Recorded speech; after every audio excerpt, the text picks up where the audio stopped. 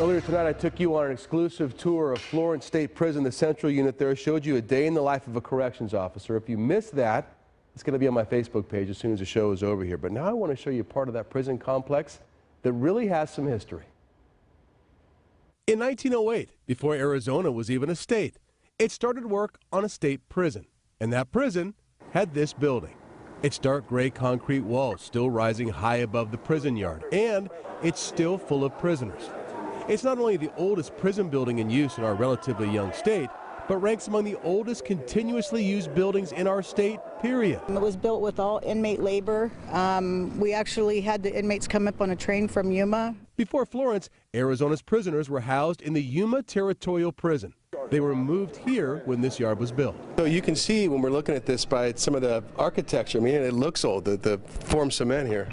Yeah, I think that not only that, but once you go inside and you see the actual tiers of the cell blocks and how the cells are made, that will show a little bit more of the history as well. You look around, this does look like a prison you'd see in a movie, doesn't it? It does. If you look at any kind of stereotypical prison, this is exactly what it looks like. You have the tiered effect.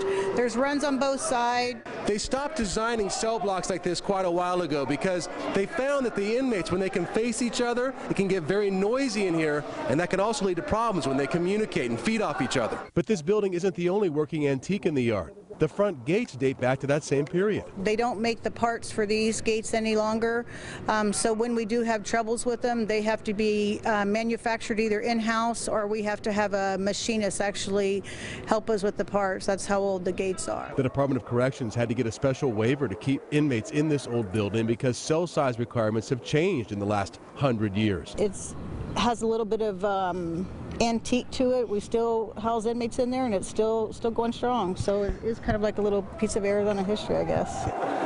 It's live, bro.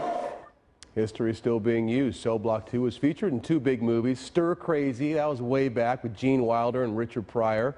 And then more recently, Raising Arizona with Nicolas Cage.